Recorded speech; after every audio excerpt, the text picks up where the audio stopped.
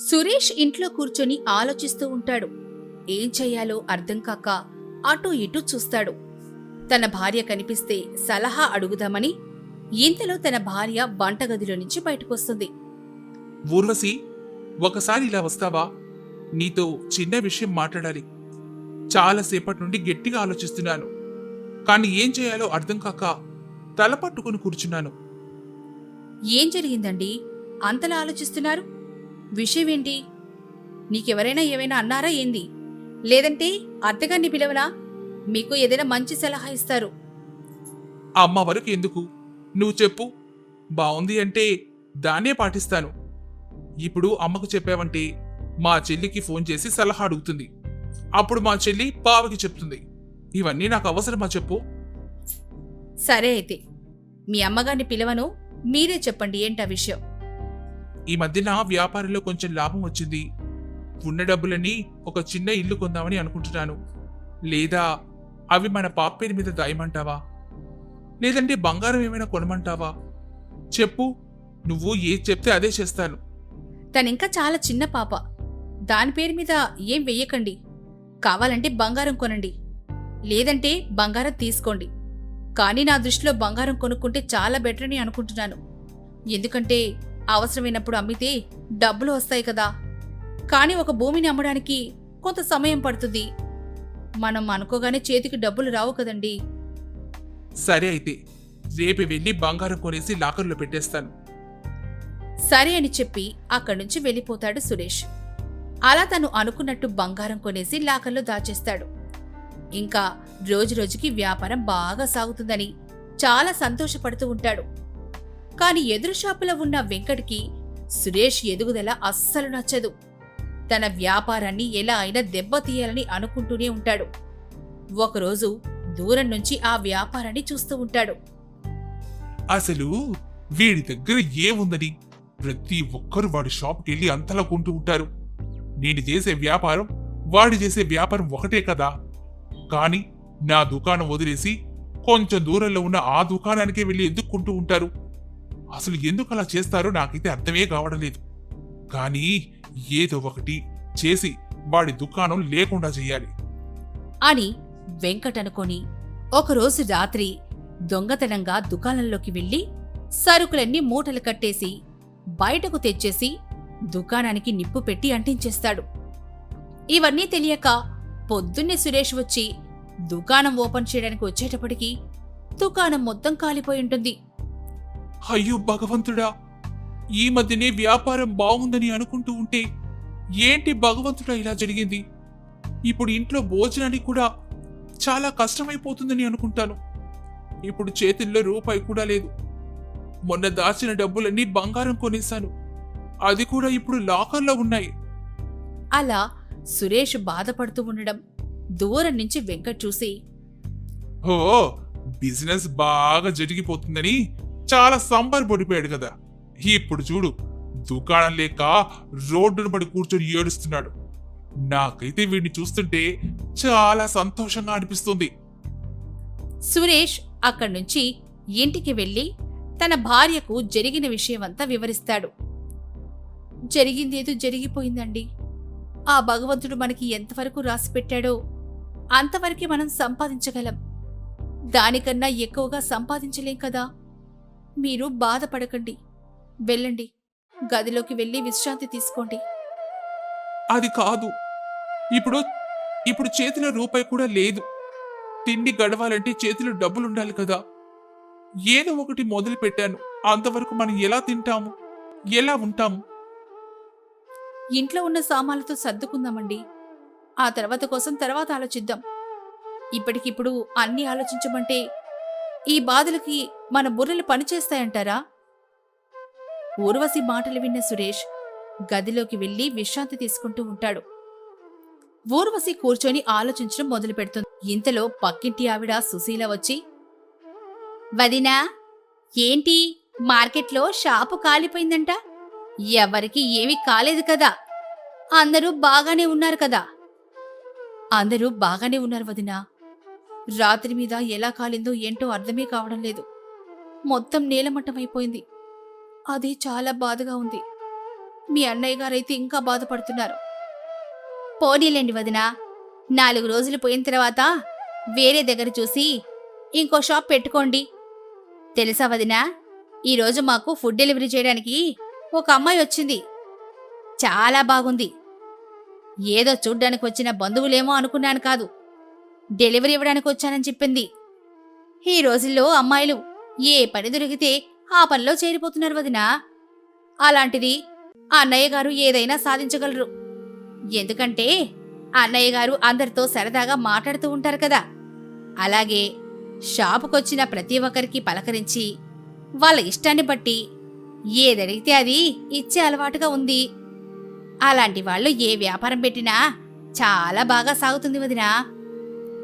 సుశీల అన్న మాటలు ఊర్వశి చాలా శ్రద్ధగా వింటూ ఉంటుంది. కొద్దిసేపు మాట్లాడుకున్నాక సుశీల వెళ్ళిపోతుంది. ఆ తర్వాత ఏదైనా పని చేయాలి అన్న ఐడియా వస్తుంది. వెంటనే భర్త దగ్గరికి వెళ్ళి తన ఐడియాని చెప్తుంది. ఏవండి, నేనొక ఫుడ్ డెలివరీ బిజినెస్ చేద్దామనుకుంటున్నాను. అత్తగారు వంట బాగా చేస్తారు కదా, మొదట్లో ఇంట్లో ఉన్న సామాన్లతో వంట స్టార్ట్ చేస్తానండి. అప్పుడు బాగా డబ్బులొస్తాయి కదా. మన ఊళ్ళో చాలా షాపులు కూడా ఉన్నాయి. అందులో పనిచేసే వాళ్ళకి తక్కువ డబ్బులకే ఫుడ్ డెలివరీ చేస్తాను. ఆ బిజినెస్ పెడితే వాళ్ళు చాలా సంతోషపడతారేమోనని అనుకుంటున్నానండి. ఎందుకంటే పొద్దున లేచి అన్ని పనులు చేసుకోవడానికి చాలా కష్టంగా ఉంటుంది కదా. అదే తక్కువ డబ్బులకి ఫుడ్ వస్తే చాలా సంతృప్తి చెందుతారని నమ్మకం అండి. పైగా ప్రతి ఒక్కరూ కొంటారని అనుకుంటున్నాను. ఐడియా అయితే బాగానే ఉంది, కానీ ఇప్పుడు ఇంట్లో ప్రశాంతంగా ఉండేదానివి నిన్ను కష్టపెట్టడం నాకు ఇష్టం లేదు ఊర్వశి. కష్టమేముందండి, కొద్ది రోజులు చేద్దాం. కొంత డబ్బులు వచ్చాక అప్పుడు మీ వ్యాపారం మరలా మొదలు పెడుదురుగాని. ఇప్పుడు మీరు దాచిన బంగారాన్ని అమ్మిస్తే తర్వాత కొనడం చాలా కష్టమండి. తర్వాత మన అమ్మాయికి వివాహం చేయాల్సి వస్తే ఆ బంగారం చాలా ఉపయోగపడుతుందండి. సరే అయితే నీకు ఎలా తోచితే అలా చెయ్యి. సరే అయితే నేనిప్పుడే ఈ విషయాన్ని అత్తయ్య గారితో చెప్తాను అని కొద్దిసేపు మాట్లాడుకొని వాళ్ళ అత్తగారి దగ్గరికి వెళ్ళి కలుస్తుంది. ఆ అబ్బాయి బాగానే ఉన్నాడా? అసలే దుకాణం కాలిపోయిందని చాలా బాధపడుతున్నాడు. వాడికి ఏదైనా చల్లటి మజ్జిగ కాని ఇంకేదైనా ఇవ్వాల్సింది. బాగానే ఉన్నారత్తయ్యా, కానీ కొంచెం బాధపడుతున్నారంతే. ఇప్పుడే నాకొక చిన్న ఐడియా వచ్చిందని చెప్పడానికి వెళ్ళాను, కలిసి వచ్చాను. ఏంటమ్మా ఐడియా? అత్తయ్యగారు, మీకు బాగా వంట చేయడం వచ్చు కదా. మీరు రోజు వంట చేసి పెడితే అది డెలివరీ బిజినెస్గా మార్చి అమ్ముదామని అనుకుంటున్నాను. మీరు వండే వంట ప్యాక్ చేసి పెడితే దాన్ని కస్టమర్స్ ఆర్డర్ పెడితే నేను వెళ్ళి డెలివరీ ఇచ్చేసి వస్తాను. మనం బిజినెస్ చేస్తున్నామని ఎలా తెలుస్తుందమ్మా? నేను చిన్న కాగితాల మీద పేర్లు అలాగే మన ఫోన్ నెంబర్లు అన్ని షాపులు ఇచ్చేసి వస్తాను అత్తయ్య. అప్పుడు మనకి ఆర్డర్ వస్తుంది కదా.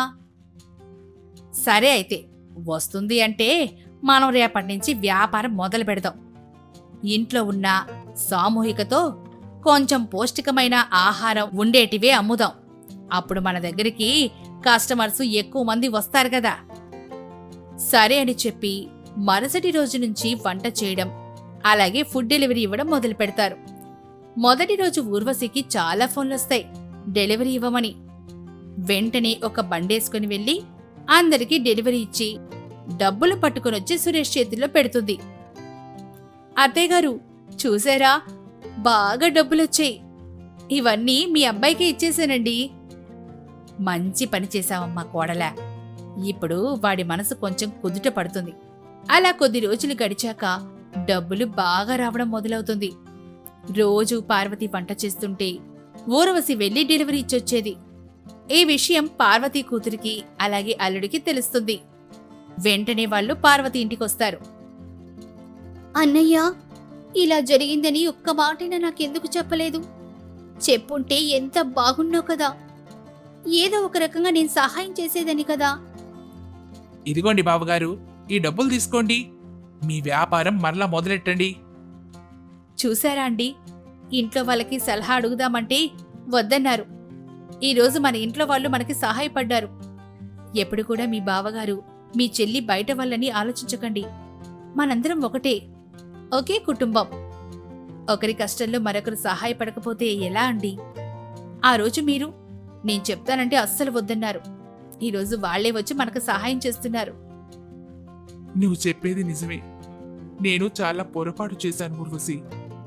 బావగారు అప్పుడు లాభం వస్తే బంగారు కొని లాకర్లో పెట్టించేశాను. అవి అమ్మాయి వివాహం కోసం దాచాను. అవి తీయడం ఇష్టం లేక జరిగిన నష్టాన్ని కూడా భరించాను. ఇంతలో అక్కడికి వెంకట్ వస్తాడు.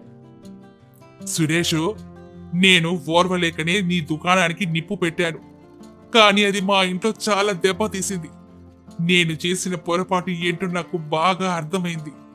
నీ దుకాణంలో అన్ని సామాన్లు బయటకు తీసి ఒక చోట దాచాను. అవి ఇప్పుడే వెళ్ళి తీసుకోపో. అలాగే ఇదిగో డబ్బులు నీకు నష్టపరిహారంగా నేనే ఇస్తూ.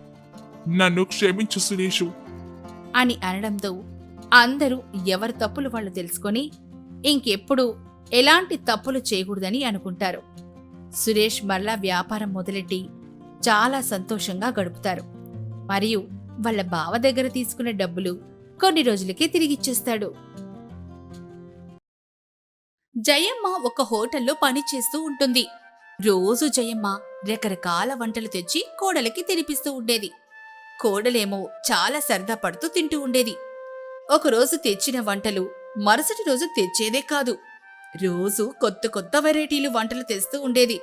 అయితే ఒకరోజు రాత్రిపూట కొడుకు వాళ్ళమ్మతో ఇలా అంటూ ఉంటాడు. ఎందుకమ్మా రోజు ఏదో ఒకటి తెచ్చి నీ కోడలికి తిని పెడుతూ ఉంటావు? అది చూడు, రోజు రోజుకి ఎంత లావుగా తయారవుతుందో చూసావా? ఇంకా అలాగే తినిపిస్తున్నావనుకో ఇంకా ద్వారం పెద్ద చేయాల్సి వస్తుంది. ఇంట్లో అన్ని పనులు నువ్వు చేసి వెళ్ళిపోతావు. దానికి ఇంకేం పని ఉంటుంది చెప్పమ్మా? నువ్వు తెచ్చిన వంటలన్నీ తిని కూర్చోవడమే. నువ్వెంత కష్టపడి రోజు పని చేస్తున్నావు అన్న ఆలోచన కూడా దానికి లేదు. ఎంత నీ అన్నయ్య కూతురైతే మాత్రం అంత ముద్దుగా చూడాలా? అయినా నువ్వు నీ కొడుకు కన్నా నీ కోడల్నే బాగా చూసుకుంటున్నావులే. ఊరుకోరా, మరీ చెప్తావు. ఏదో నిన్ను రోడ్డు మీద వదిలేసినట్టు మాట్లాడుతున్నావే. నేను తెచ్చేది ఇద్దరికీ పెడుతూ ఉంటాను కాని నువ్వు తినవు. నేనొచ్చేటప్పటికి నువ్వు తినేసి నిద్రపోతావు. కాని నా కోడలు అలా కాదురా. నేను తెస్తానా అని, నేనెప్పటికి వస్తానా అని నా కోసం ఎదురు చూస్తూ ఉంటది.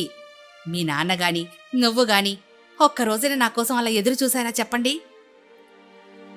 అది నీ మీద ప్రేమతో ఉండడం లేదమ్మా. నువ్వు ఏం తెస్తావా తిన్నావా అని ఎదురు చూస్తూ ఉంటుంది. మాకంత తిండి పిచ్చి లేదులే. అయినా పొద్దున్నుంచి మేము కష్టపడొస్తాం. సాయంత్రం అయ్యేటప్పటికి నిద్ర వచ్చేస్తూ ఉంటుంది. నువ్వు చాలా ఆలస్యంగా వస్తూ ఉంటావమ్మా. అయినా అది నీకోసం ఆలోచించి ఏదైనా బిజినెస్ పెట్టొచ్చు కదా. ఏం వాళ్ళ నాన్నగారికి బిర్యానీ బిజినెస్ ఉంది కదా. దానికి బిర్యానీ ఎలా చేయాలో బాగా తెలుసు. అందరూ నాన్ వెజ్ బిర్యానీ చేస్తూ ఉంటారు. వెజ్ బిర్యానీ బిజినెస్ చేస్తే ఎంత బాగుంటుందో చెప్పు. నువ్వు ఇంతలా కష్టపడాల్సిన అవసరం లేదు కదా. పొద్దున్నే ఇంట్లో ఉండి పనులు చూసుకొని బిర్యానీకి కావాల్సిన సామాన్లు రెడీ చేసుకొని సాయంత్రం పూట మన ఇంటి దగ్గరే ఒక బిర్యానీ పాయింట్ పెట్టేస్తే చాలు కదా. కానీ మీరివి ఏవి ఆలోచించరు.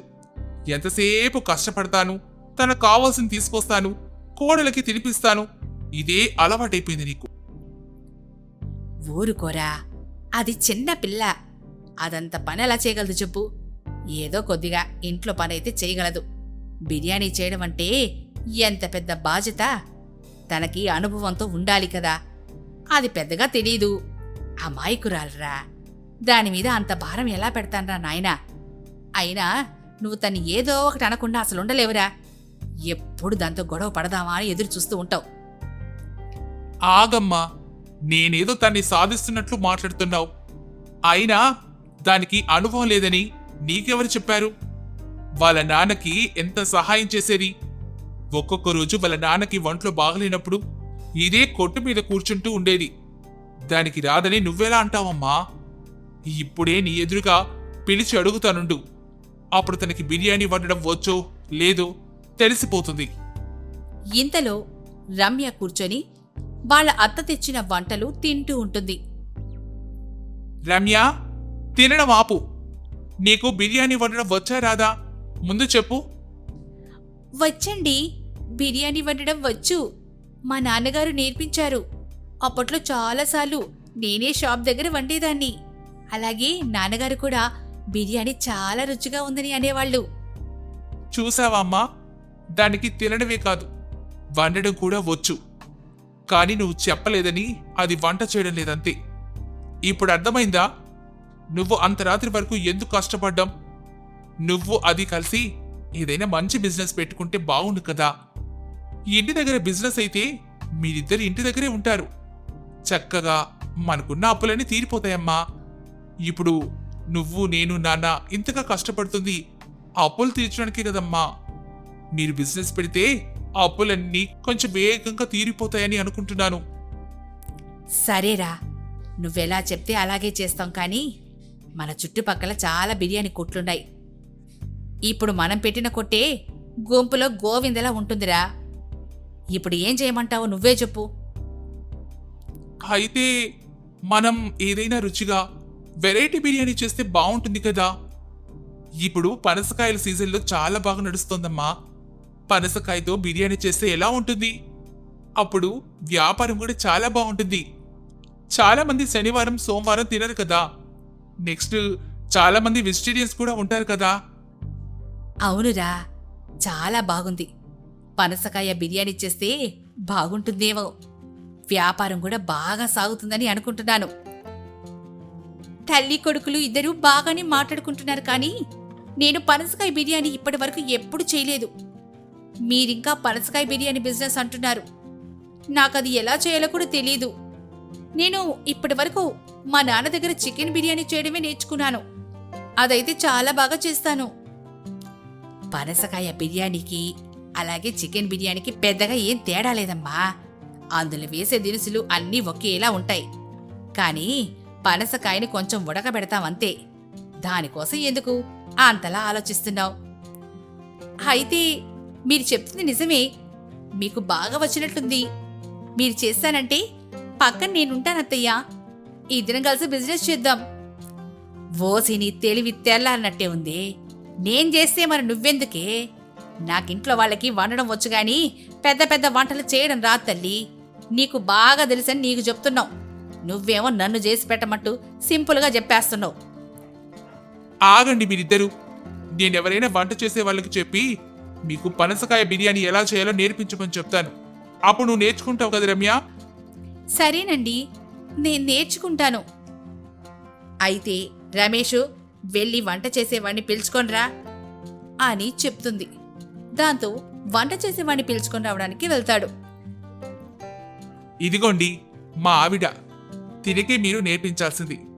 దీనికి చికెన్ బిర్యానీ ఎలా చేయాలో బాగా తెలుసు, కానీ పనసకాయ బిర్యానీ ఎలా చేయాలో తెలీదు. మీరు చెప్తే సరిపోతుంది. సరేనండి, నేర్పిస్తాను. సరే, నేర్పించండి. వంటగది లోపల ఉంది, రండి.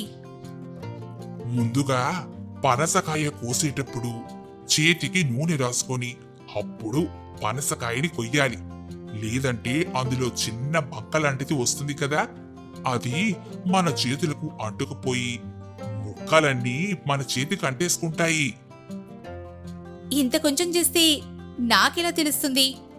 ఒక 100 మందికి సరిపోయే బిర్యానీ చేస్తేనే కథ తెలుస్తుంది. ఇప్పుడెందుకే అంతమందికి? అలా ఎలా వండుతారు? వేస్ట్ అయిపోతుంది కదా. నువ్వు తెలుసుకుంటావని ఆయన్ని పిలిచాను, అంతేగాని ఆయనతో వంట చేయించడానికి కాదు. ఇంత కొంచెం వండితే నాకెలా తెలుస్తుందండి? నాకసలు తెలీదు. చేస్తే 100 మందికి చేయమనండి, లేదంటే నాకొద్దు. ఇదెక్కడ బాదురా బాబు. అయినా ఇప్పుడు 100 మందికి వండానంటే బిర్యానీ అంతా ఎక్కడ పెట్టమంటావి? వీధిలోని అందరిలో తిరిగి బిర్యానీ పంచమని చెప్తావా? ఇప్పటికే అప్పుల్లో ఉన్నాం. ఇదంతా వేస్ట్ అవడం అవసరమంటావా చెప్పు? ఒరే, ఒక పని చేయరా. వాళ్ళ నాన్నకి షాప్ ఉంది కదా, ఒకరోజు కోసం పనసకాయ బిర్యానీ చేసి అమ్మమని చెప్పు. అప్పుడు ఇది చూస్తుంది కదా, అప్పుడు దీనికి తెలిసి వస్తుంది. ఒకసారి వాళ్ళ నాన్నని పిలుచుకునిరా, మాట్లాడదాం. సరేనమ్మా. రమేష్ వెళ్ళి రమ్య వాళ్ళ నాన్నగారిని పిలుచుకొని ఇంటికి తీసుకుని వస్తాడు. మావయ్య, మేము ఒక చిన్న బిజినెస్ మొదలు పెడదాం అనుకుంటున్నాం. మీ అమ్మాయికి ఎలాగో బిర్యానీ చేయడం వచ్చు కదా, అందుకే బిర్యానీ వ్యాపారం పెడదామని అనుకున్నా. దానికోసం నన్ను ఎందుకు బాబు పిలవాలని? దానికి ఎలాగో బిర్యానీ చేయడం వచ్చు కదా, చక్కగా చేస్తుంది. పైగా మీ ఇల్లు రోడ్డుపైనే ఉంది. బిజినెస్ కూడా చాలా బాగుంటుంది. అది కాదు మావయ్య, ఇక్కడ చుట్టుపక్కల చాలా చికెన్ బిర్యానీ కొట్లున్నాయి. అయితే మేం వెరైటీగా వెజ్లో పనసకాయ బిర్యానీ చేద్దామని అనుకుంటున్నాం. నాన్ వెజ్ సెంటర్ మధ్యలో వెజ్ సెంటర్ ఉంటే బిజినెస్ ఇంకా బాగుంటుందని మా అందరి నమ్మకం. ఆ ఐడియా చాలా బాగుంది నాయనా. అయితే బిర్యానీ రమ్య చేయనన్నదా ఏంటి? కాదన్నయ్యా, ఇది చేస్తాననింది గాని మనం చెయ్యాలనుకున్న పనసకాయ బిర్యానీ చేయడం రాదంట. చికెన్ బిర్యానీ అయితే చేస్తానంటుంది. అందుకే రమేష్ వెళ్ళి ఒక వంట చేసే అతన్ని పట్టుకొచ్చాడు, బిర్యానీ ఎలా చేయాలో నేర్పిస్తాడని. కానీ ఇదేమో ఆయనకి 100 మందికి చేయమని చెప్పింది. అంతమందికి చేస్తే ఊళ్ళో పంచడం తప్ప మనకెందుకు ఉపయోగపడదు. అందుకే ఒకరోజు మీరు మీ కొట్టు దగ్గర ఈ పనసకాయ బిర్యానీ చేసి అమ్మితే ఇది చూసి నేర్చుకుంటుంది. ఆ తర్వాత మేము బిజినెస్ మొదలు పెడదామని అనుకుంటున్నాం అన్నయ్యా. ఓ అదా సంగతి. అయితే ఉండండి, ఈరోజే పనసకాయలు తెప్పించి బిర్యానీ చేసి అమ్ముతాను. అప్పుడు ఇది చూస్తుంది కదా, చక్కగా నేర్చుకుంటుందిలే. సరే అల్లుడు, నేను రమ్యకి నేర్పించి పంపిస్తాను. సరే అని రమ్య వాళ్ళ నాన్న రమ్యని తీసుకుని వెళ్ళి చక్కగా బిర్యానీ చేయడం నేర్పించి ఇంటికి పంపిస్తాడు. నేర్చుకున్న బిర్యానీ ఇంటి దగ్గర వండుతూ ఉంటే ఆ వాసనకి ఊర్లో జనమంతా అక్కడికొచ్చేస్తారు. చక్కగా కొని పట్టుకుని వెళ్తారు. బిజినెస్ 3 పువ్వులు 6 కాయలుగా నడిచింది. చక్కగా జయమ్మ కుటుంబం తన అప్పులన్నీ తీర్చుకొని ఒక మంచి ఇల్లు కట్టుకొని అందులో ఉంటారు.